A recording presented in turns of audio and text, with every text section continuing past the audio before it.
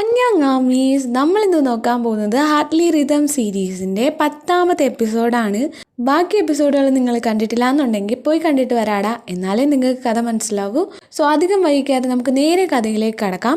ഇപ്പോൾ റിതവും സക്രിയാപ്പനും മേരിയമ്മയും കൂടി ലിവിങ് റൂമിലിരുന്ന് സംസാരിച്ചുകൊണ്ടിരിക്കുകയാണ്. അതേസമയം ഡോറ് വൈഡായി ഓപ്പൺ ആവുന്നുണ്ട്. അവിടെ കബീഷ് ഭയങ്കര മാസമായി വന്ന് നിൽക്കുകയാണ്, സൺഗ്ലാസ് ഒക്കെ വച്ച്.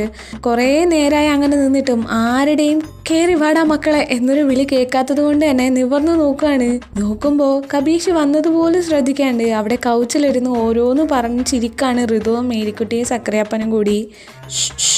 ആ ലിവിങ് റൂമിൻ്റെ ഒരു സൈഡിൽ സക്രിയപ്പനെയും മേരിയമ്മയും ഋതുത്തിനെയും നോക്കിയിരിക്കുമായിരുന്നു യദു. അപ്പോഴാണ് കബീഷ് വന്ന് ഓരോ കോപ്രായങ്ങൾ കാണിക്കുന്നത് കണ്ടത്. എന്താടാ ഇത്? ഓ കേറിപ്പോരടാ. അപ്പോൾ വച്ചിരുന്ന കണ്ണാടി ഊരി കബീഷ് യദുവിൻ്റെ അടുത്ത് വന്നിരിക്കുകയാണ്. എന്നിവിടെ വന്നാലും എനിക്ക് രാജകീയ വാഴ്ചയായിരുന്നു, ഇപ്പം അതും പോയി. ഇനി എനിക്ക് ഇവിടെ എൻ്റെ വീട്ടിലെ അവസ്ഥ തന്നെയല്ലേ. നീ വല്ലതും കഴിച്ചായിരുന്നോ? ഇല്ല, ഇവിടെ വന്നിട്ടാവാന്ന് വിചാരിച്ച്. നല്ല തീരുമാനം. അല്ല, നീ വല്ലതും കഴിച്ചായിരുന്നോ? അളിയ, നീയെങ്കിലും എന്നോട് ഇത് ചോദിച്ചല്ല. അളിയ, നീ എനിക്ക് പിറക്കാതെ പോയി എൻ്റെ അച്ഛനാടാ. അച്ഛനാ? നിനക്ക് എന്താണ് പറ്റിയ?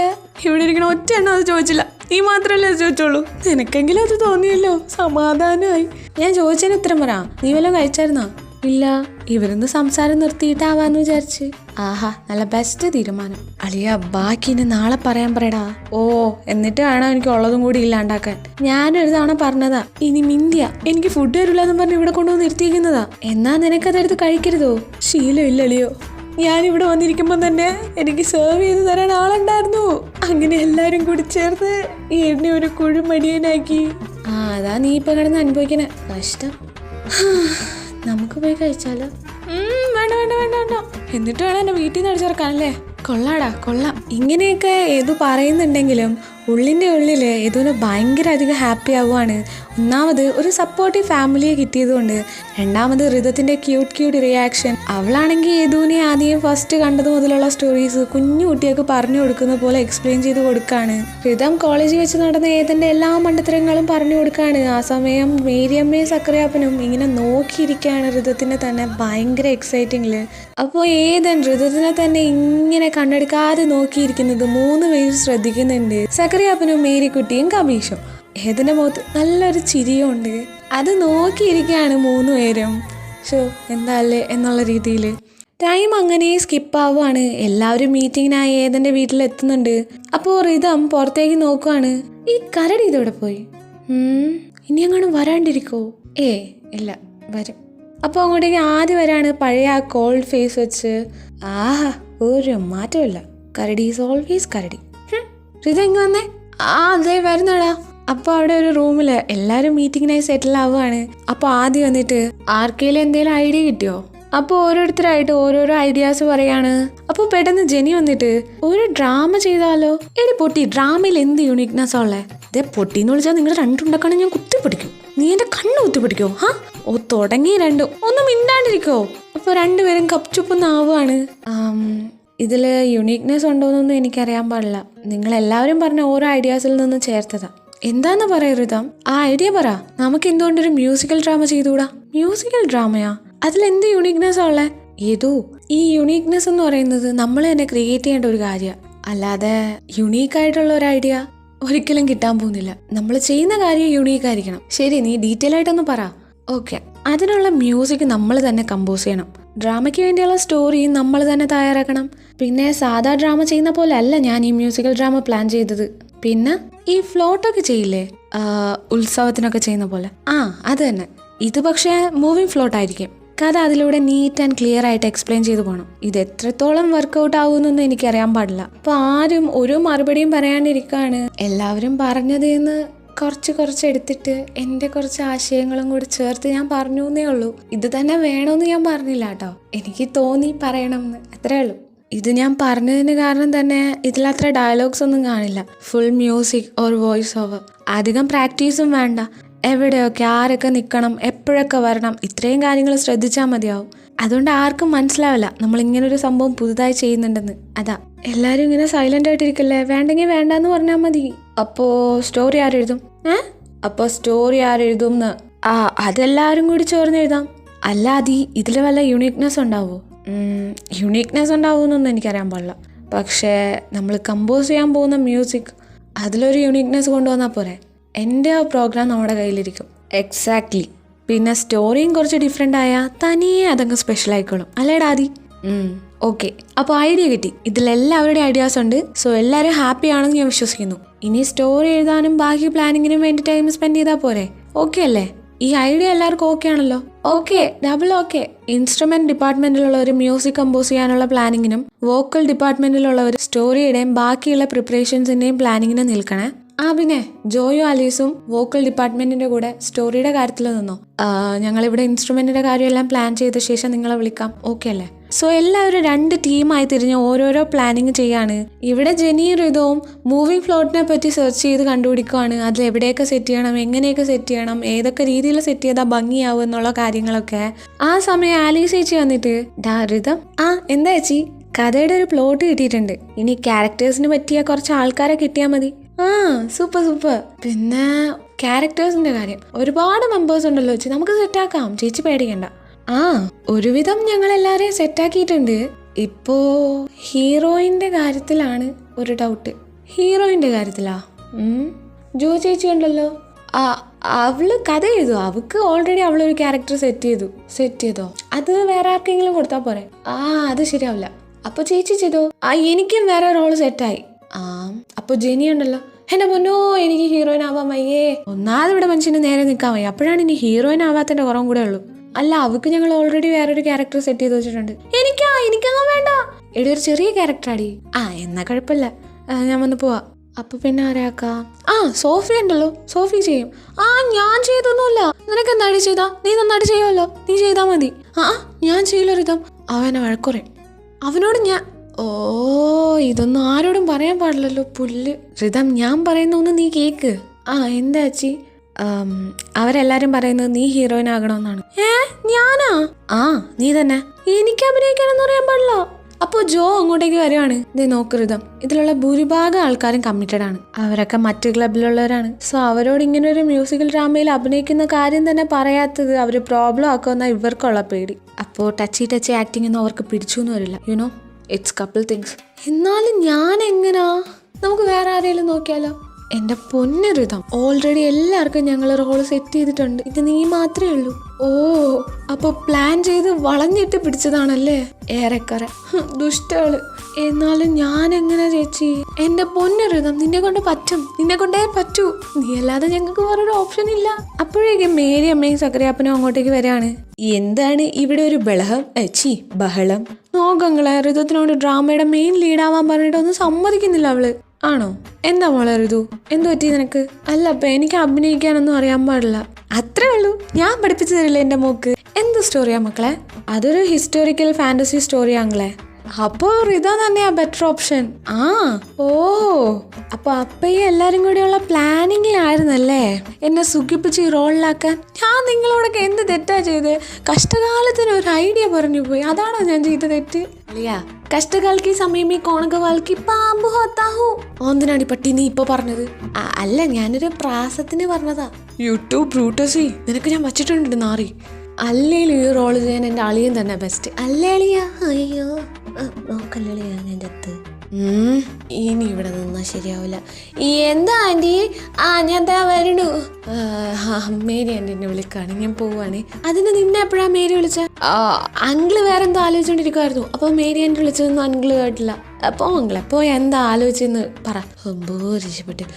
അല്ല, ഞാൻ എന്തിപ്പോ ആലോചിച്ചോണ്ടിരുന്ന? അയ്യോ. എനിവേ, ഈ റോളിന് ഋതം തന്നെയാ ബെറ്റർ അല്ലേ? അതേടാ ഋതം, നീയാ ഈ റോളിന് ബെറ്റർ. നിനക്കാവുമ്പോൾ ലോങ് ഹെയറും ഉണ്ട്, ഒരു ഹിസ്റ്റോറിക്കൽ ടച്ചും ഉണ്ട്. പിന്നെ ആ ക്യാരക്ടറിന് വേണ്ടി സെപ്പറേറ്റ് വിഗൊന്നും വാങ്ങേണ്ടി വരില്ലല്ലോ. ഏത്? അപ്പം ഞാനൊരു പഴഞ്ചനാണെന്നാണ് നിങ്ങളെല്ലാരും പറഞ്ഞു വരുന്നതല്ലേ? ഏറെക്കറെ. നോക്കപ്പ. ഋതു, ഇതൊക്കെ ഒരു രസമല്ലേടാ? ഈ ടൈമിലെ നമുക്ക് ഇതൊക്കെ കിട്ടൂ. ഇതൊക്കെ കഴിഞ്ഞു കഴിഞ്ഞാൽ നമുക്ക് വെറും ഇതൊക്കെ ഒരു ഓർമ്മയാവൂലേ? ഓർമ്മയാവും. പക്ഷെ അതൊക്കെ നല്ലൊരു സന്തോഷമുള്ള ഓർമ്മയാവണ്ടേ? ഇത് ഞാൻ ചെയ്ത് കുളമായാ നമുക്ക് എല്ലാവർക്കും അത് മോശമാവും. നീ അത് ചെയ്ത് കുളമായാലല്ലേ. നീ ചെയ്താൽ അത് കുളമാവാനൊന്നും പോകുന്നില്ല, നല്ല രീതിയിൽ തന്നെ നീ ചെയ്യുമെന്ന് ഞങ്ങൾക്ക് അത് ഉറപ്പുണ്ട്. അതുകൊണ്ടാണ് നിന്റെ അടുത്ത് വന്നത്. അപ്പൊ ജനിക്കാ അതിന് എനിക്ക് വേറെ റോളുണ്ടെന്ന് നേരത്തെ പറഞ്ഞത് നീ കേട്ടില്ലായിരുന്നു എവിടെ മാക്രി? ഇതെവിടുന്ന് പൊങ്ങിയെന്ന്? അതൊക്കെ ഞാൻ ഇവിടെ തന്നെ ഉണ്ടായിരുന്നു. അവൾക്ക് ഓൾറെഡി ഞങ്ങളൊരു റോള് കൊടുത്തിട്ടുണ്ട്. മ്യൂസിക് ക്ലബിന് പുറത്തുള്ള ഒരാളായതുകൊണ്ട് എന്തെങ്കിലും പ്രോബ്ലം ഉണ്ടാവുമെന്ന് അറിയില്ല. പിന്നെ മത്സരമൊന്നും അല്ലാത്തതുകൊണ്ട് ലാസ്റ്റ് ഒരു സ്പെഷ്യൽ താങ്ക്സ് പറഞ്ഞ് തീർക്കാവുന്നതേ ഉള്ളൂ. അപ്പോൾ നീ സമ്മതിച്ച സ്ഥിതിക്ക് കപ്പിൾ റോൾസ് വന്നേക്കുന്നത് ജെനിയും കബീഷും പിന്നെ നീയും ഏതും ആദ്യം. അപ്പോൾ സക്രിയപ്പം പെട്ടെന്ന് ഇനിയൊരു ചോദ്യവും പറച്ചിലുമല്ല, അവൾ ഈ റോള് ചെയ്യും, ഓക്കെ എന്നും പറഞ്ഞ് ഋതത്തിനെ അവിടെ നിന്ന് കൊണ്ടുപോവാണ് ബ്രെയിൻ വാഷ് ചെയ്യാൻ വേണ്ടിയിട്ട്. ലാസ്റ്റ് അവളെ കൊണ്ട് ഇത് ചെയ്യാമെന്ന് സമ്മതിപ്പിക്കുകയും ചെയ്യുന്നുണ്ട്. അവിടെ മേരിയമ്മയാണ് ആദ്യം ഏതനെയും ബ്രെയിൻ വാഷ് ചെയ്യുന്നത്. അങ്ങനെ ബാക്കി പ്ലാനിങ് ആയിട്ടും സ്റ്റോറി എഴുത്തായിട്ടും പോവാണ്. അങ്ങനെ ടൈം സ്കിപ്പായി എല്ലാവരും ഫുഡൊക്കെ കഴിച്ച് ചെറുതായിട്ടൊന്ന് റെസ്റ്റ് എടുക്കുകയാണ്. ഇതേ സമയം ഇവിടെ ഏതനും ഋതവും കൂടി ഭയങ്കര ബഹളം. ഋതത്തിന്റെ കയ്യിലിരുന്ന ബുക്കും വാങ്ങി ഓടുകയാണ് ഏതൻ. നേരെ ഏതോ ഓടിക്കയറുന്നത് ഏതന്റെ റൂമിലേക്കാണ്. അവിടെ ആ ബുക്ക് അവന്റെ കയ്യിൽ നിന്ന് വാങ്ങാൻ നോക്കുന്നുണ്ട്. ബട്ട് ഒന്നും നടക്കുന്നില്ല. കാരണം ഏതിനേക്കാളും നല്ല ഷോട്ടാണ് ഋതം. അയ്യോ ഇതു താ എന്തിനി? അതിൽ ആ സ്റ്റോറി ഉള്ളത് ഞാൻ വായിച്ചുകൊണ്ടിരിക്കായിരുന്നു. നീ എന്നോട് പോലും സംസാരിക്കാതിരുന്ന് വായിക്കായിരുന്നില്ലേ, അതാ പിടിച്ചു വാങ്ങിയേ. അയ്യോ പോസിറ്റീവ് അടിക്കാൻ പണി തലയാ. ഞാൻ പോസിറ്റീവ് ഒന്നും എടുക്കുന്നില്ലല്ലോ എന്ന് പറഞ്ഞ് തിരിയുമ്പോഴത്തേക്കും ഒന്ന് കണ്ണടച്ച് തുറക്കുന്ന ഗ്യാപ്പിൽ ഋത ഏതിനെ പിടിക്കാണ്. ഏതിന്റെ കൈക്ക് പിടിച്ച് വോളിൽ ചേർത്ത് നിർത്തിയേക്കുവാണ്. എങ്ങനെയാന്ന് നോക്കിക്കഴിഞ്ഞാ അവന്റെ ബെഡിൽ കയറി നിന്നിട്ടാണ് ഈ പരിപാടി അത്രയും കാണിച്ചത്, അല്ലാണ്ട് പൊക്ക എത്തണ്ടേ. അപ്പൊ ഏതിന്റെ ഹാർട്ട് പടപടാന്ന് എടുക്കാണ്. ഇതു എന്താടാ ഹാർട്ടൊക്കെ റേസിന് പോവാ? നിനക്ക് എന്നെ ഇത്രയ്ക്ക് പേടിയാണോടാ? എനിക്ക് എന്ത് പേടി? ഒരു പേടിയുമില്ല. അപ്പോൾ പുറത്ത് കഥകിൻ്റെ അവിടെ ഒരു തല പൊങ്ങി വരുവാണ്. അതിൻ്റെ തൊട്ട് മുകളിലായിട്ട് വേറൊരു തല. ആരാന്ന് നോക്കിക്കഴിഞ്ഞാൽ മേരിയമ്മയും സക്രിയപ്പനുമാണ്. അവരിങ്ങനെ നോക്കി നിൽക്കാണ് ഇവിടെ എന്താ നടക്കണേന്ന് അറിയാനായിട്ട്. ഈ ചെറുക്ക എന്തിനാ ഇങ്ങനെ പഴം വിഴുങ്ങി കണക്ക് നിൽക്കണേ? അങ്ങോട്ട് പ്രപ്പോസ് ചെയ്യടാ. ഇത്രയും നല്ലൊരു അവസരം ഇനി കിട്ടിയെന്ന് വരില്ല. ഇവനെന്റെ പേര് കളയിക്കും. എങ്ങനെ? ഇല്ല അത് വിട് മേരി, അവനൊരു കിസ്സെങ്കിലും കൊടുക്കോടി അവക്ക്. ചേച്ചി നിങ്ങളും കൂടെ വന്നേ മനുഷ്യ. ഇല്ല എന്താ നടക്കണേന്ന് ഞാൻ നോക്കിയിട്ടേ പറഞ്ഞോളൂ. അയ്യേ വൃത്തിയുടെ മനുഷ്യ, പിള്ളേർക്ക് കുറച്ച് പ്രൈവസി കൊടുക്കും മനുഷ്യ. ഇല്ലടി ഇവിടെ എന്താ നടക്കണേന്ന് അറിയാണ്ട് എനിക്കൊരു സമാധാനം കാണൂല. നിങ്ങളിങ്ങ് വാ, ഞാൻ കാണിച്ചു തരാം. വേണ്ട വാ വരാം. അയ്യോ ഇന്നും എനിക്ക് അടി തന്നെ. മേരി പിള്ളേരൊക്കെ ഉള്ളതാണ് ഇവിടെ. അറിയാം വാ. അവർ രണ്ടുപേരും താഴെ പോവാണ്. എന്നിട്ട് മേരിയമ്മ ഇവരെ വിളിക്കാണ്. ഏതൻ ചെറുതായിട്ടൊന്ന് സ്മിർക്ക് ചെയ്തിട്ട് ഋതുത്തിന്റെ അടുത്തേക്ക് ക്ലോസ് ആയി വരികയാണ്. അപ്പൊ ഋതുത്തിന്റെ തല മാത്രം അവള് പുറകിലേക്ക് വലിക്കാണ്. ഒരു വിയേർഡ് ലുക്ക് ഉണ്ട് അവളുടെ മുഖത്ത്. എന്താടാ? അല്ല ഇപ്പൊ നീ എന്തിനാ നെർവസ് ആണ്? താടാ. ആ സമയം ഏതൻ ഋതുത്തിന്റെ ചീക്സിൽ ഒരു ഉമ്മ കൊടുക്കാണ്. അപ്പൊ ഋതം വൈഡ് ഐസില് ഏതിനെ തന്നെ നോക്കി നിൽക്കാണ്. അപ്പോഴേക്കും ഏതൻ അവിടെ നിന്ന് പുറത്ത് ഓടിയിട്ടുണ്ടായിരുന്നു. ഇനി പറ്റുമെങ്കിൽ എന്നെ ഒന്നൊന്ന് പിടിക്കടി. യോ പോവട്ട് ദിസ് ഈസ് ചീറ്റിംഗ് എന്നും പറഞ്ഞ് രണ്ടുപേരും താഴേക്ക് ഓടുവാണ്. അവിടെ നിന്ന് അങ്ങനെ കട്ട് ചെയ്താ ഇപ്പോൾ കാണിക്കുന്നത് നെക്സ്റ്റ് ഡേ ആണ്. അവിടെ കോളേജിൽ മ്യൂസിക് ക്ലബിലെ മെമ്പേഴ്സ് എല്ലാവരും ഒരു മരത്തിന്റെ തണലിൽ വന്നിരിക്കുകയാണ്. അവിടെ ആദ്യം ഒഴികെ ആ ടീമിലെ ബാക്കി എല്ലാവരും ഉണ്ട്. അപ്പോൾ കബീഷ് യദുവിന്റെ അടുത്ത് വന്നിട്ട് യദു എന്താടാ, ഞാൻ നിന്നെ കുറച്ചായി ശ്രദ്ധിക്കുന്നു. നീ എന്തിനാ ഋതത്തിനെ ഒളിച്ചും പാത്തു നോക്കുന്നത് നോക്കണേ. പയ്യ ആരെങ്കിലും കേട്ടാ പിന്നെ അത് മതി. അപ്പൊ ഇത് അത് തന്നെയല്ലേ? ഏതേത്? അങ്ങനെയൊന്നുമില്ല. She's just cute, that's it. She's just cute, that's it. ഞാൻ വിശ്വസിച്ചടാ. വിശ്വസിച്ചാലും ഇല്ലല്ലോ അത് തന്നെ സത്യം. എനിക്കറിയാം അവള് ക്യൂട്ടാണെന്ന്. നീ അതെനിക്ക് പറഞ്ഞു തരേണ്ടത് ആവശ്യമില്ല. ഏതിനവിടെ നിന്ന് എഴുന്നേറ്റ് പോവാണ്. പോടാ പോ. എൻ്റെ അടുത്ത് നിന്ന് നീ എത്ര ദൂരം ഓടി രക്ഷപ്പെടുമെന്ന് എനിക്കും ഒന്ന് കാണണം. ഇത് അത് തന്നെ എനിക്ക് മനസ്സിലാവണുണ്ട് എന്നും പറഞ്ഞ് തിരിഞ്ഞ് ഋതത്തിനടുത്തേക്ക് വരികയാണ് കബീഷ്. ആ ടൈമിൽ ജെനി ഓടി വരുന്നതും കബീഷിനെ ഒന്ന് തട്ടുവാണ്. കബീഷിനെ ഇടിച്ചിട്ട് വീഴാൻ പോകുന്നതും ജെനിയുടെ ഹിപ്പ് പിടിച്ച് സേഫായി നിർത്തുകയാണ് കബീഷ്. കുറച്ചു നേരം രണ്ടുപേരും ഐ കോണ്ടാക്റ്റിൽ ഇരിക്കുകയാണ്. പെട്ടെന്ന് രണ്ടുപേരും കോൺഷ്യസിലോട്ട് വന്നിട്ട് അക്വേർഡായി ഫീൽ ചെയ്ത് അവിടെ നിന്ന് പോവാണ്. ഈ സീനെല്ലാം ഋത അവിടെ നിന്ന് കാണുന്നുണ്ടായിരുന്നു. ജെനി നേരെ വന്നിരിക്കുന്നത് ഋതത്തിന്റെ അടുത്താണ്. അപ്പൊ ഋതം എന്താണല്ലയോ പെട്ടെന്നൊരു മൗനമൊക്കെ. No response.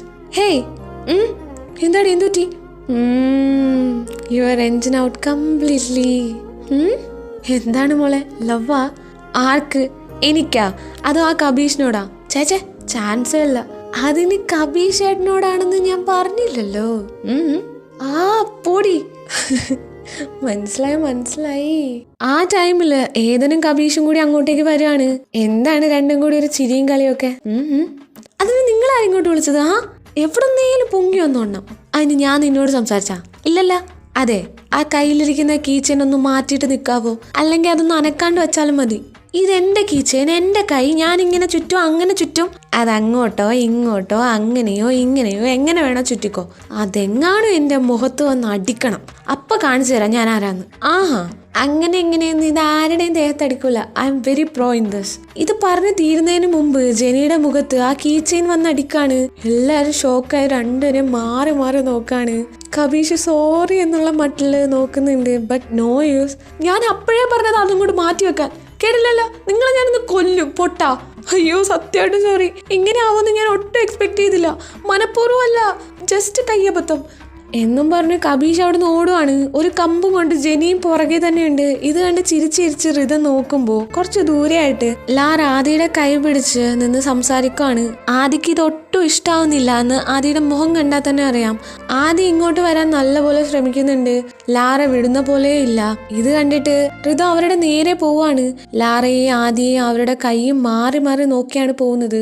അവിടെ എത്തുന്നതും ഋതം നേരെ ആദിയുടെ വലത് കൈ പിടിച്ച് കൈകൾ ഇങ്ങനെ കോർത്ത് വെച്ചിട്ട് ആദിയെ നോക്കാണ്. ആദി ഭയങ്കര കൺഫ്യൂസ്ഡ് ആയിട്ട് ആദ്യം ആ കയ്യില് പിന്നെ ഋതത്തിന്റെ ഐസിലോട്ട് നോക്കാണ്. അപ്പോ എന്താ സീനിയർ, ഞങ്ങൾ എത്ര നേരം അവിടെ സീനിയറിനെ കാത്തിരിക്കുന്നറിയോ? ഞാൻ വരുമായിരുന്നു. പിന്നെ എന്തിനാ ഇവിടെ നിന്ന് ആരോടെങ്കിലും ഒക്കെ സംസാരിക്കണേ? വാ സീനിയർ. അപ്പോൾ ലാറ വന്നിട്ട് ഹലോ എക്സ്ക്യൂസ് മീ, എന്താ ഇവിടെ സംഭവിക്കണേ? നീ ആരാ? നീ എന്തിനാ ആദിയോട് ഇത്ര ഓവറായി പെരുമാറണേ? Just take your hands off. അപ്പോൾ ഋതം ആദിയുടെ കയ്യിൽ നിന്ന് ലാറയുടെ കൈ ഭയങ്കര ഫോഴ്സിലെടുത്ത് കളഞ്ഞിട്ട് ലാറ പറയുന്ന ഒന്നും ശ്രദ്ധിക്കാതെ അവളെ ഒരാളായിട്ട് പോലും നോക്കാണ്ട് അവിടുന്ന് ആദിയെയും കൊണ്ട് പോവാണ്. ലാറയ്ക്ക് ഇത് കണ്ടിട്ട് സഹിക്കാൻ പറ്റുന്നില്ല. സോ അവൾ ഋതുവിനെ അടിക്കാൻ വേണ്ടി പോവാണ്. ആ സമയം ലാറയുടെ ഫ്രണ്ട്സ് വന്ന് അവളെ സ്റ്റോപ്പ് ചെയ്ത് നിർത്താണ്. അവളുടെ ഫ്രണ്ട്സിനെ നമ്മൾ ഇതുവരെ പരിചയപ്പെട്ടില്ലല്ലോ, നമുക്കിപ്പോൾ പരിചയപ്പെടാം. ഇത് കാതറിൻ, ഇത് മാഡി, ഇത് സഫി ആൻഡ് ഇത് ലിൻഡ. ഈ 5 പേരും നല്ല പണത്തിന്റെ ഹുങ്കുള്ള കുറച്ച് സ്പോയിൽഡ് ഗേൾസ് ആണ്. എപ്പോഴും ആ ഒരു രീതിയിൽ മാത്രമേ എല്ലാവരോടും പെരുമാറുള്ളൂ. So back to story. How dare she is. അപ്പോൾ കാതറിൻ വന്നിട്ട് ഏയ് ലാറ, നീ ഒന്നും തൽക്കാലം ചെയ്യാൻ നിൽക്കണ്ട. അതേടി. അല്ല, അതാരടി ഇത്ര ആറ്റിറ്റ്യൂഡില് എൻ്റെ അടുത്ത് നിന്ന് ആദ്യം പിടിച്ചോണ്ട് പോവാൻ? ജൂനിയർ ആയിരിക്കണ്ടേ, നീ ഒന്ന് കാം ഡൗൺ ആവും. അതേടി, അവക്ക് നിന്നെപ്പറ്റി ഒന്നും അറിയാൻ പാടില്ല എന്ന് തോന്നുന്നു. പിച്ച്, അവളെ ഞാൻ വെറുതെ വിടാൻ പോണില്ല. അവക്ക് നമ്മൾ ആരാണെന്ന് കാണിച്ചു കൊടുക്കാം. നീ വറീഡ് ആവണ്ട. Lara, first you have to impress Aadi. So ഇപ്പൊ നീ അടി ഉണ്ടാക്കാൻ നിന്നാ അവന് ചിലപ്പോൾ ഇഷ്ടപ്പെട്ടു എന്ന് വരില്ല. മാഡി പറഞ്ഞ ശരിയാ, വാടി പോവാം. ഇതെല്ലാം ഇവിടെ നടക്കുമ്പോൾ അവിടെ ആദീനെയും കൊണ്ട് ഋതം നേരെ മെമ്പേഴ്സ് എല്ലാം ഇരിക്കുന്ന ആ മരത്തിന്റെ ചോട്ടിലേക്ക് പോവാണ്. ആ ടൈമിലെല്ലാം ഋതം കയ്യിൽ കോർത്ത് പിടിച്ചേക്കുന്നതും പിന്നെ ഋതത്തിനെ മാറി മാറി നോക്കാണ് ആദി. എല്ലാരും ഇരിക്കുന്നിടത്ത് വന്നതും നേരെ ആദിയുടെ കൈ അവള് വിടുകയാണ്. സീനിയറിന് അവളുടെ അടുത്ത് നിന്നപ്പോൾ അൺകംഫർട്ടബിളായി ഫീൽ ആവുന്ന പോലെ എനിക്ക് തോന്നി. സോ അതാ ഞാനിങ്ങനെ കൊണ്ടുവന്നത്. സോറി. അപ്പോൾ ആദ്യം ഒന്ന് ചിരിച്ചിട്ട് അവിടെ മരത്തിന്റെ ചുറ്റും കെട്ടിയേക്കുന്ന പ്ലേസിൽ പോയി ഇരിക്കാണ്. അപ്പോൾ ഋതുവിന്റെ മൈൻഡ് വോയിസ്, ഈ കരടി ഇപ്പോൾ ചിരിച്ചായിരുന്നു? അതിനൊരു ചാൻസും ഇല്ല. ഇവളിങ്ങനെ ഓരോന്നും മൈൻഡിൽ പറഞ്ഞ് എക്സ്പ്രഷൻ ഇടുന്നത് കണ്ട് ആദ്യം ചിരിച്ചുകൊണ്ട് ഋതുവിനെ നോക്കാണ്. ഋതം നേരെ ആദ്യം നോക്കുന്നതും ടക്കുന്ന മുഖത്ത് ആ പഴയ കോൾഡ് ഫേസ് കൊണ്ടുവരാണ്. ഇവിടെ ഇരുന്നേ. ലാറ അവിടെ നിൽപ്പുണ്ട്. സോ അവൾ ഇങ്ങോട്ട് വരാൻ പാടില്ലല്ലോ. എവിടെ വന്നിരിക്ക് എന്നും പറഞ്ഞ് തല മൾട്ടിപ്പിൾ ടൈംസ് ആട്ടിയിട്ട് ആദിയുടെ അടുത്ത് വന്നിരിക്കാണ് ഋതം. നമ്മൾ 3 പേരുമാണ് മെയിൻ ലീഡ്സ് എന്ന് അറിഞ്ഞോ? അറിഞ്ഞു. എന്നിട്ട് എന്ത് മനസ്സിലായി? സീനിയറിന്റെ വായിൽ നിന്ന് ഒരുപാട് വഴക്ക് കിട്ടുമെന്ന് മാത്രം മനസ്സിലായി. സീനിയർ ഇപ്പൊ ചിരിച്ചില്ലേ? ഇല്ല, ചിരിച്ചില്ല. ചിരിച്ചു. ഇല്ലെന്നേ. ചിരിക്കണുണ്ട്. ഇല്ലാന്ന് പറഞ്ഞില്ലേ? അപ്പൊ ചിരിച്ചില്ലേ? അപ്പൊ എനിക്ക് തോന്നിയതായിരിക്കും അല്ലേ? ഹാലുസിനേഷൻ. അല്ലെങ്കിൽ തന്നെ ഈ കരടി ഇപ്പൊ തന്നെ ചിരിക്കും. ഇനി ഇവിടെ ഇരുന്നാൽ ചിലപ്പോൾ ഹാലുസിനേഷൻ കൂടിയാലോ എന്നും പറഞ്ഞ് അവിടുന്ന് റിതം നേരെ ഏതിൻ്റെ അടുത്തേക്ക് പോവാണ്. ആദ്യം ഓരോ ടൈമിലും റിതത്തിനെ നോക്കുന്നുണ്ട്. റിതം നോക്കുമ്പോൾ വേറെ എങ്ങോട്ടേലും മുഖം മാറ്റും. അങ്ങനെ ദിവസങ്ങൾ പാസ്സാവാണ്. ഓരോ ഡേയ്സും കൾച്ചറൽസിന് വേണ്ടിയുള്ള ഫ്രണ്ട്ലി മ്യൂസിക് കോമ്പറ്റീഷനും അതുപോലെ തന്നെ ഇവർ പെർഫോം ചെയ്യാൻ സെറ്റാക്കിയ ആ സ്പെഷ്യൽ പ്രോഗ്രാമിനും വേണ്ടി പ്രാക്ടീസും പ്ലാനിങ്ങും ആയിട്ട് പോവാണ്. ഫൈനലി ആ ഡേയും വരുവാണ്. അവരുടെ കോളേജിലെ കൾച്ചറൽസ് ഡേ. പാട്ടും ഡാൻസും ഒക്കെ ആയിട്ട് ഒരു ബഹളം തന്നെ. എല്ലാം കൂടി 4 ദിവസത്തെ പ്രോഗ്രാമായിരുന്നു. സോ ഇതാണ് ഫൈനൽ ഡേ. ഓരോരുത്തരുടെ പ്രോഗ്രാമായി കഴിയുന്നുണ്ട്. ഇപ്പോൾ എല്ലാ മ്യൂസിക് ക്ലബും തമ്മിലുള്ള ഫ്രണ്ട്ലി കൺസേർട്ട് കോമ്പറ്റീഷനാണ്. ടോട്ടൽ എല്ലാം കൂടി 9 ക്ലബ്ബുണ്ട്. ഒരു തവണ ആദിയുടെ ടീമാണ് കപ്പടിച്ചത്. എന്നാൽ സെക്കൻഡ് ഇയറിൽ ഫീമെയിൽ വോക്കലിസ്റ്റ് ഇല്ലാത്തത് കൊണ്ട് കപ്പ് കിട്ടിയില്ല. സോ ഇത് 3rd ടൈമാണ്. കൺസേർട്ട് മാച്ചിൽ ആദ്യത്തെ ടീം ഇവരുടേതാണ്. ബിക്കോസ് എന്നാലേ സ്പെഷ്യൽ പ്രോഗ്രാമിന് വേണ്ടി എല്ലാം സെറ്റ് ചെയ്യാൻ പറ്റൂ. സോ അങ്ങനെ മാച്ച് സ്റ്റാർട്ട് ചെയ്യുവാണ്. എല്ലാവരും സ്റ്റേജിൽ വന്ന് നിൽക്കുന്നുണ്ട്. ഇവർ സ്പെഷ്യൽ പ്രോഗ്രാമിന് വേണ്ടിയുള്ള ഓട്ടം ആയതുകൊണ്ട് ഒരുമിച്ചൊന്ന് പാടി നോക്കാൻ പറ്റിയിട്ടില്ല. സോ എല്ലാവർക്കും അതിൻ്റെ നല്ല പേടിയുണ്ട്. ആൻഡ് അവർ പാടാൻ തുടങ്ങുകയാണ്. ഉഭയകുശല ചിരഞ്ജീവന പ്രസുത ഭരിത മഞ്ജുളതര ശൃംഗാരേ സഞ്ചാരേ അധര രുചിത മധുരിത വഗ സുധന ഘനക പ്രശമ നിരത ബാന്ധവ്യേ മാംഗല്യേ മമതമ സതി സമദസ സഖ മുഖ മനസുഖ സുമനലൈക സുസുത സഹിത കാമം വിരഹരഹിത ഭാമം ആനന്ദമോഹം ആജീവകാലം പാശാനുബന്ധം.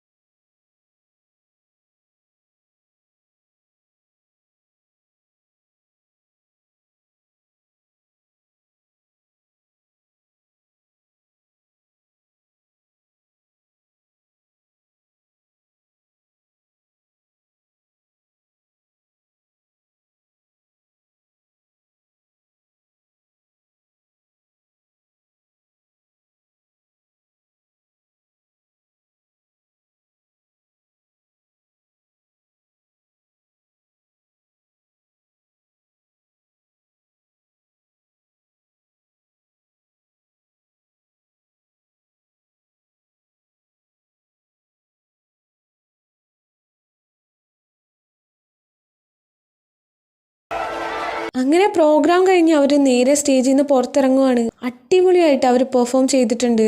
എല്ലാവരും അതിന് കൺഗ്രാറ്റുലേറ്റ് ചെയ്യുവാണ്. പക്ഷേ ടീമിലുള്ള എല്ലാവരും പിന്നെ ജെനിയും നേരെ മറ്റൊരു റൂമിലേക്ക് പോവാണ്. ഇതിനൊന്നും അവർക്ക് ടൈം വേസ്റ്റ് ചെയ്യാനില്ല. കാരണം സ്പെഷ്യൽ പ്രോഗ്രാമിന് വേണ്ടി റെഡി ആവാനുണ്ട്.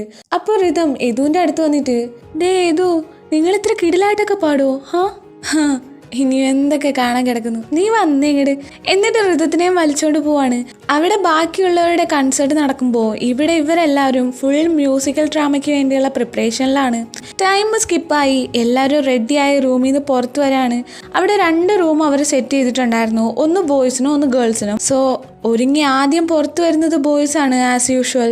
ഇവർ ചെയ്യുന്നത് ഒരു ഹിസ്റ്റോറിക്കൽ സ്റ്റോറിയാണ്. പക്ഷെ അത് കൊറിയൻ ബേസ്ഡ് അല്ല, മറിച്ച് അതൊരു അമേരിക്കൻ സ്റ്റൈൽ സ്റ്റോറിയാണ്. സോ ഡ്രസ്സും അങ്ങനെയൊക്കെയാണ്. ആദ്യം ഏതിനും കബീഷും പിന്നെ മ്യൂസിക് ക്ലബിലുള്ള മറ്റ് കോ ആർട്ടിസ്റ്റുകളും എല്ലാവരും കൂടി അവിടെ നിന്ന് സംസാരിക്കുകയാണ്. കബീഷിന് കിട്ടിയിരിക്കുന്ന ഒരു ഓൾഡ് ക്യാരക്ടറാണ്. അപ്പോൾ കബീഷ് വന്നിട്ട്, നിനക്കൊക്കെ നോക്കിക്കേ എന്ത് നല്ല ക്യാരക്ടറും വേഷമാ, ഈ എന്നെ നോക്കിയേ, എന്നെ കിളവനാക്കിയടാ എല്ലാം കൂടി. അതിനത് നീ തന്നെ സെലക്ട് ചെയ്ത ക്യാരക്ടർ അല്ലേ? സെലക്ട് ചെയ്തപ്പോൾ ഞാൻ അറിഞ്ഞ ഇത്രയും പ്രായം കാണുമെന്ന്. ഇതാജോ മനഃപൂർവ്വം എന്നെ കരിവാറ്റി തേക്കാൻ ചെയ്ത പോലുണ്ട്. ഇപ്പം നിനക്ക് മാസ്ക് ഇടാണ്ടൊരു ക്യാരക്ടർ ചെയ്യാമല്ലോ. നീ എന്താടാ അങ്ങനെ പറഞ്ഞേ? അല്ല, നീ തന്നെയല്ലേ മാസ്ക് ഇട്ട് മുഖം വരച്ച് വെക്കുന്നത്, അതുകൊണ്ട് പറഞ്ഞതാണപ്പാ. അത് നിനക്കറിയാലോ എന്താ റീസൺ എന്ന്. അറിയാം. അപ്പോ ഗേൾസിന്റെ സൈഡിലെ ഡോറ് വൈഡായി ഓപ്പൺ ആവുകയാണ്. ശബ്ദം കേട്ടതും എല്ലാവരുടെയും ശ്രദ്ധ അങ്ങോട്ടേക്ക് മാറുന്നുണ്ട്. ആദിയുടെയും ഏതന്റെയും കബീഷിന്റെയും അവിടെ നിന്ന് എല്ലാ പയ്യന്മാരുടെയും കണ്ണ് വൈഡായി ഓപ്പൺ ആവുകയാണ്. എല്ലാരും വായും പൊളിച്ച് നോക്കി നിൽക്കുന്നുണ്ട്. ആ വന്നു നിന്നത് വേറെ ആരുമല്ല, നമ്മുടെ ഋതുവാണ്. ഒരു വലിയ മെറൂൺ ഗൗണില് ഒരു കിടിലൻ മേക്ക് ഓവർ ട്രാൻസിഷനിൽ വന്ന് നിൽക്കാണ് ഋതം. എല്ലാവരും ഋതത്തിനെ തന്നെ കണ്ണും തള്ളി വായും പൊളിച്ച് നോക്കി നിൽക്കുന്നതല്ലാതെ ആരും ഒരു അഭിപ്രായവും പറയുന്നില്ല. അപ്പൊ ഋതം ആ സമയത്താണ് എല്ലാവരും റിയാലിറ്റിക്ക് വരുന്നത്. എന്തേ ആരൊന്നും പറയാത്തത്? മോശായ? നിനക്ക് ഇത്രയും ഭംഗിയുണ്ടായിരുന്നോടി? അല്ലേലേ നീ കാണാൻ സുന്ദരിയാ, അതിനിടയിൽ കൂടി ഗൗണും വേറെ ലെവൽ ഡി. അപ്പൊ കൊള്ളാവോ? Super gorgeous. അപ്പൊ എല്ലാരും ആദ്യം എന്താടാ ഇവൻ ഇങ്ങനെയൊക്കെ പറയുന്നു എന്നുള്ള രീതിയിൽ നോക്കാണ്. പക്ഷെ ഋതം മാത്രം ഭയങ്കര ഹാപ്പി ആയിട്ടാണ് നോക്കുന്നത്. ആദ്യമായിട്ട് ഒന്ന് പ്രശംസിച്ചല്ലോ എന്നുള്ള രീതിക്ക്. അപ്പോഴാണ് ആദ്യം റിയാലിറ്റിക്ക് വരുന്നത്. I mean your dress is super.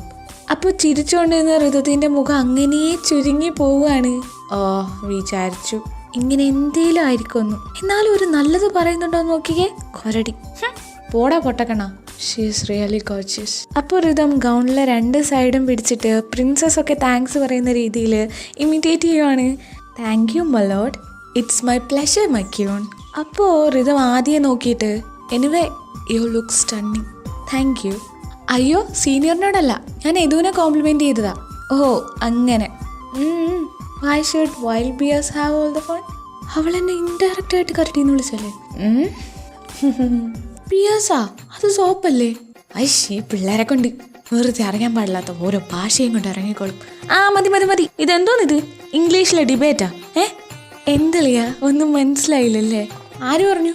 മ്യാവൂ ഞാനാ നിങ്ങളുടെ കാത്തു നിന്നോടൊപ്പം കൂടെ. നിർത്ത്. ഇതെന്തോന്നിത്? കൊച്ചു ടി വിയാ? അല്ല മഞ്ചാടി. അതെ, നീ ബഹളം ഉണ്ടാക്കുന്ന സമയം നിനക്ക് ആ പറഞ്ഞതൊന്നും മനസ്സിലായില്ല എന്ന് പറഞ്ഞാൽ പോരെ, പ്രോബ്ലം സോൾവ്. ആരാ പറഞ്ഞേ? എനിക്കെല്ലാം മനസ്സിലായി. ദൈവമാർക്കൊന്നും മനസ്സിലാവാത്തെ അല്ലേടാ. അപ്പോൾ അവിടെ നിന്നാ ആ ക്ലബിലെ വേറൊരു മെമ്പർ വന്നിട്ട് അയ്യടാ ആര് പറഞ്ഞു ഞങ്ങൾക്കൊന്നും മനസ്സിലായില്ലെന്ന്? ഞങ്ങൾക്കെല്ലാം മനസ്സിലായി അല്ലേടാ. ഞങ്ങൾക്കെല്ലാം മനസ്സിലായി. പിന്നെ എനിക്കും എല്ലാം മനസ്സിലായി. എന്നാ ഞങ്ങളുടെ പൊന്നളിയന് അതിനൊന്ന് സബ് ടൈറ്റിൽസ് ഇട്ടേ. മഞ്ഞടക്കണം. നമുക്കെന്തിനാളിയാ ഈ സബ് ടൈറ്റിൽസ് ഒക്കെ? അതൊക്കെ എന്നുണ്ടായതാ. അപ്പോൾ സമ്മതിച്ച് ഈ പറഞ്ഞൊന്നും നിനക്ക് മനസ്സിലായില്ലെന്ന്. ആ ടൈമിൽ അവരുടെ എല്ലാവരുടെ ഇടയിലോട്ട് ജെനി വരികയാണ്. ഇത് നോക്കരുതാം, എനിക്കൊരു പട് കിളവിയുടെ വേഷം. ഇത് പറഞ്ഞ് നിവർന്ന് നോക്കുന്നത് കബീഷിന്റെ മുഖത്തേക്കാണ്. ജെനി അങ്ങനെ നിന്ന് ചിരിക്കാൻ തുടങ്ങുകയാണ്. അയ്യോ ഇതെന്തോന്നത്? എന്ത് സാന്റാ ക്ലോസാ? അതിന് ക്രിസ്മസ് ആയില്ലല്ലോ. അയ്യോ അങ്ങനെ നോക്കല്ലേ, എനിക്ക് ചിരി അടക്കാൻ പറ്റില്ല. അയ്യോ ഇപ്പോഴാണ് കറക്റ്റ് കിളവനായത്. പിന്നെ നീ യുവത്വത്തിൽ ഇങ്ങനെ തിളങ്ങല്ലേ? നീയും കിളവി തന്നെ.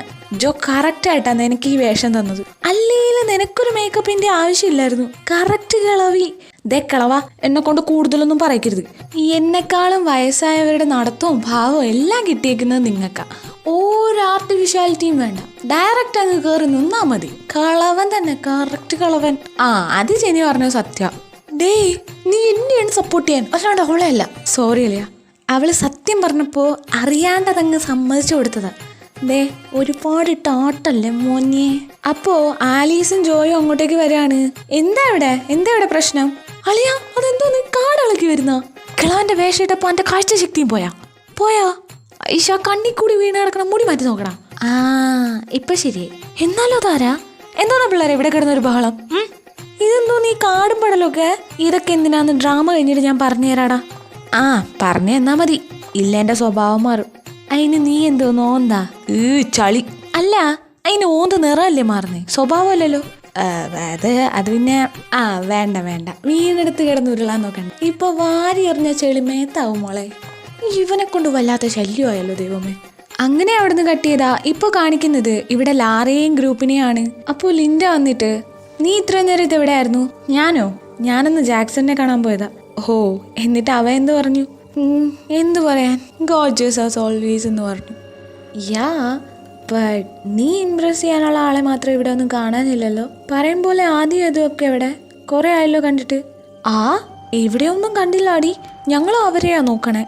ആ ലാറ, കൺസേർട്ട് കോമ്പറ്റീഷനിൽ അവർ പാർട്ടിസിപ്പേറ്റ് ചെയ്ത് കഴിഞ്ഞതും ഒരൊറ്റ പോക്കായിരുന്നു. അവരുടെ പിറകെ അവളും ഉണ്ടായിരുന്നു. ഈ പ്രോഗ്രാം ഒന്ന് കഴിയാൻ വെയിറ്റ് ചെയ്യുമായിരുന്നു ഞാൻ. അവക്കുള്ളത് ഞാൻ അങ്ങ് വൃത്തിക്ക് കൊടുത്തേക്കാം. So don't worry about Har guys, I will take care of her. Lara ഒരു ഈവിൾ സ്മിർക്കോടെ നോക്കാണ് അവിടെ നിന്ന് ബ്ലാക്ക് ഔട്ട് ചെയ്ത് ഇപ്പൊ കാണിക്കുന്നത്. നമ്മുടെ പിള്ളേര് കാടും പടലും ഒക്കെ ഇളക്കി സ്റ്റേജിന്റെ പുറകിൽ ഒളിച്ചെത്തിയിട്ടുണ്ടായിരുന്നു. ഓരോരുത്തരും ഓരോ മൂഡിലായിരുന്നു.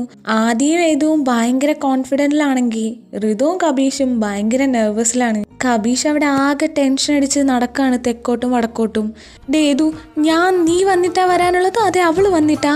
ഓ ഇത് എത്രാമത്തെ തവണയാ നീ ചോദിക്കണേന്ന് നിനക്ക് വല്ല പിടിയുണ്ടോ? പേടിച്ചിട്ടല്ലേ എളിയാ? ഓർമ്മയുണ്ടോ ഒന്ന് പറഞ്ഞേടാ പറ്റി. ഇതിപ്പോ നിനക്ക് പറഞ്ഞത് എന്റെ പോഷൻ ഞാൻ മറക്കുമെന്ന ഇപ്പൊ എന്റെ പേടി. അയ്യോ പേടിയാവണേ. ഓ ആദ്യം നീ ഇങ്ങനെ കിടന്ന് പേടിക്കാതെ, നീ കഴിഞ്ഞിട്ട് അവള് വരാനുള്ളത് മനസ്സിലായോ? അത് മനസ്സിലായി. പക്ഷെ എനിക്കിപ്പോ മൂത്രമൊഴിക്കാൻ പറ്റണ. ശിവൻ ഇത് കൊളവാക്കും. അപ്പോ അവിടെ സ്റ്റേജില് ലാസ്റ്റ് കൺസേർട്ട് ടീമും കഴിഞ്ഞ് ഇവരുടെ സ്പെഷ്യൽ പ്രോഗ്രാം അനൗൺസ് ചെയ്യാണ്. എല്ലാ സ്റ്റുഡൻസും സ്പെഷ്യൽ പ്രോഗ്രാം കാണാൻ ഹാളിൽ തന്നെ വെയിറ്റ് ചെയ്തിരിപ്പുണ്ട്. ഇവിടെ മെമ്പേഴ്സിന്റെ കൈയും കാലും ഇടിക്കാൻ തുടങ്ങിയിട്ടുണ്ട്. അപ്പോ ഏതൻ ഋതത്തിന്റെ നെർവസ്നെസ് കണ്ടിട്ട് അവളെ വന്ന് കെട്ടിപ്പിടിക്കാണ്. എനിക്ക് പേടിയാവാടാ. മനസ്സിലായി, ജസ്റ്റ് ക്ലോസ് യുവർ ഐസ്. അപ്പൊ ഋതു ഏതു പറഞ്ഞ പോലെ ചെയ്യാണ്. Breathe in, breathe out, breathe in, breathe out. You can do it. Fighting. ഇപ്പം എങ്ങനെയുണ്ട്? Feel better. എന്നിട്ട് ഹഗ് ബ്രേക്ക് ചെയ്തിട്ട് അവളുടെ കണ്ണി നോക്കിയിട്ട് നോസിന്റെ ബ്രിഡ്ജിൽ ഇങ്ങനെ ജസ്റ്റ് മൂഡൊന്നും ബൂസ്റ്റപ്പ് ആവാൻ വേണ്ടി ചൂണ്ടുവിരൽ വെച്ച് തടവി എടുക്കുകയാണ്. എന്നിട്ട് ഇത് സ്റ്റേജിൽ കയറാൻ പോവുകയാണ്. ഇപ്പോഴും അവളുടെ പേടിയൊന്നും മാറിയിട്ടില്ല. അപ്പോൾ ആദി ഋതുത്തിന്റെ തൊട്ടടുത്ത് ക്ലോസ് ആയി വന്നിട്ട് അവളുടെ ചീക്സിലൊന്ന് കിസ് ചെയ്തിട്ട് അവിടെ നിന്ന് ഒന്നും മിണ്ടാതെ പോവാണ്. ഈ കരടി ഇതെന്തോന്നാ വിചാരിച്ചു വെച്ചേക്കണേ എന്നും പറഞ്ഞ് കലി തുള്ളി ആദിയുടെ അടുത്തേക്ക് പോവാണ്. അവളുടെ നെർവസ്നെസ് ഒക്കെ എവിടെ പോയെന്ന് അറിയാൻ പാടില്ല. അപ്പൊ ഋതം, സീനിയർ, എനിക്ക് നിന്നോട് അടി ഉണ്ടാക്കാൻ ഒരു താല്പര്യമില്ല. ഞാൻ ഏതിനോട് ബെറ്റ് വെച്ചിട്ടുണ്ടായിരുന്നു നീ പേടിച്ചിട്ടുന്ന സ്റ്റേജിൽ പോലും കയറൂലെന്ന്. അത് നടന്നാ നിനക്കൊരു കിസ് തരാനായിരുന്നു ബെറ്റ്. ആ ബെറ്റിൽ ഞാൻ ജയിക്കുമെന്ന് എനിക്ക് നല്ല ഉറപ്പുള്ളതുകൊണ്ടാ ഞാൻ നിന്റെ ചീക്സിൽ ഇപ്പോൾ ഒരു കിസ് തന്നത്. പിന്നെ അത് ഞാൻ ഇന്ന് ഈ 2 കണ്ണും കൊണ്ട് കാണാൻ പോവാ. എന്നാൽ ഈ 2 കണ്ണുകൊണ്ട് എന്നെ കോൺഫിഡൻ്റ് ആയിട്ടുള്ള എൻ്റെ പെർഫോമൻസ് സീനിയർ കാണാൻ തയ്യാറായിക്കോ. ഏതു ബെറ്റിൽ ജയിക്കും ആണോ? പാവം, ബെറ്റിൽ തോക്കുമെന്ന് അറിഞ്ഞ് വട്ടായിപ്പോയെന്ന് തോന്നുന്നു. ജസ്റ്റ് വെയിറ്റ് ആൻഡ് വാച്ച് എന്നും പറഞ്ഞ് ഋതം അവിടെ നിന്ന് പോവാണ്. ആദ്യം ഋതം കലിതുള്ളി പോകുന്നത് നോക്കി നിൽക്കാണ്. അവൻ്റെ കണ്ണിലാണെങ്കിൽ അത് ഭയങ്കര ക്യൂട്ടായിട്ടാണ് തോന്നുന്നത്. ഇവിടെ പ്രോഗ്രാം തുടങ്ങാൻ ടൈമായി. എല്ലാവരും സ്റ്റേജ് സെറ്റ് ചെയ്യാനുള്ള തിരക്കിലാണ്. ഇപ്പോൾ നമുക്ക് ആ സ്റ്റോറി എന്താണെന്ന് നോക്കാം. ഇതൊരു ഫാൻറ്റസി ഹിസ്റ്റോറിക്കൽ സ്റ്റോറിയാണ്. കഥയിലെ മെയിൻ ക്യാരക്ടേഴ്സാണ് കീമോ, മോജി, മോമോ. ഇതിൽ കീമോ ആദിയാണ്, മോജി എന്ന് പറയുന്നത് യദുവാണ്, ആൻഡ് മോമോ വന്നിട്ട് നമ്മുടെ ഋതുവാണ്. ആജന്മ ശത്രുതയിലുള്ള 2 രാജ്യങ്ങളാണ് കിങ്ഡം കോഡയും കിങ്ഡം നാർവേയും. അതിൽ കോഡയിലെ ഇരട്ട സഹോദര രാജകുമാരന്മാരാണ് കീമോയും മോജിയും. യാദൃച്ഛികമായി ശത്രുരാജ്യത്തിലെ രാജകുമാരിയായിട്ടുള്ള മോമോയെ ഇവർ കാണുന്നു. ഇവരുടെ ജീവൻ രക്ഷിക്കുന്നത് കൊണ്ട് തന്നെ ഇവർക്ക് മോമോയോട് വല്ലാത്തൊരു ഇഷ്ടം തോന്നുകയാണ്. അതിനുശേഷം നടക്കുന്ന സംഭവവികാസങ്ങളാണ് ആ കഥ മുഴുവനും. അതിനെ ഒരു ഹിസ്റ്റോറിക്കൽ ഫാൻറ്റസി മോഡിലാണ് അവർ കൊണ്ടുപോകുന്നത്. So back to story. അപ്പോൾ ഇവിടെ അറേഞ്ച്മെൻറ്റ്സ് എല്ലാം കഴിഞ്ഞ് പ്രോഗ്രാം സ്റ്റാർട്ടായി. നല്ലൊരു മെലോഡിക് ബാക്ക്ഗ്രൗണ്ട് മ്യൂസിക്കിലാണ് സ്റ്റാർട്ടാവുന്നത് തന്നെ. ആ പ്രോഗ്രാമിനിടയിൽ വെച്ചിട്ട് യദുവും ഋതുവും കൂടിയുള്ള സീന് കഴിഞ്ഞ് ഫ്ലോട്ടിൽ നിന്ന് ഇറങ്ങുന്നതും യദുവിൻ്റെ കാല് വഴുത് ബാലൻസ് ചെയ്തിട്ട് വീഴാണ്. ബാക്ക് സ്റ്റേജിൽ യദുവിൻ്റെ മേത്ത് ഋതുവും വീഴാണ്. അപ്പോൾ യദുവിൻ്റെ കവിളിൽ ഋതുത്തിൻ്റെ ലിപ്സ് അങ്ങനെ വന്ന് ടച്ച് ആവുകയാണ്. ലിപ്സിൻ്റെ സ്ഥാനം മാറിപ്പോയോ? ഇപ്പടാ ഒരു ചവിട്ട് വന്നോണ്ടല്ലോ. എന്നിട്ട് ഋതു അവിടെ നിന്ന് പോവാണ്. അപ്പോൾ ആ ടൈം ആദ്യ ഋതത്തിൻ്റെ കൈ പിടിച്ച് ആദ്യയുടെ അടുത്തേക്ക് ഇങ്ങനെ വലിക്കാണ്. സീനിയർ എന്താ ചെയ്യണേ?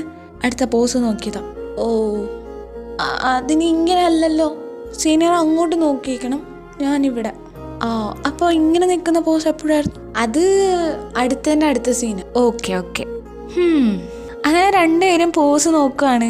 പക്ഷേ ഇത് കുറച്ച് ആൾക്കാർ കാണുന്നുണ്ടായിരുന്നു. അത് വേറെ ആരും അല്ല, ലാറയും കൂട്ടരും ആണ്.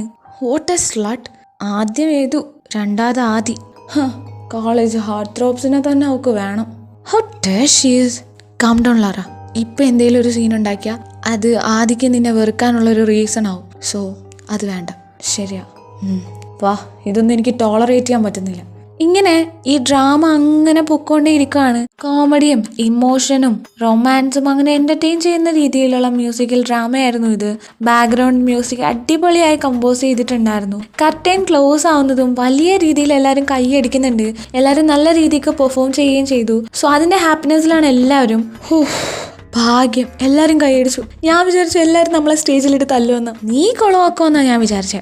പക്ഷെ നീ പൊളിച്ചടുക്കി. ഡേയ്, എനിക്ക് ആ നെർവസ്നെസ്സേ ഉണ്ടായിരുന്നുള്ളൂ. സ്റ്റേജിൽ കയറിയപ്പോൾ ഞാനങ്ങ് കസറിയില്ലേ. ആ ടൈമില് അപ്പുറത്ത് മാറി നിൽക്കാണ് ആദി.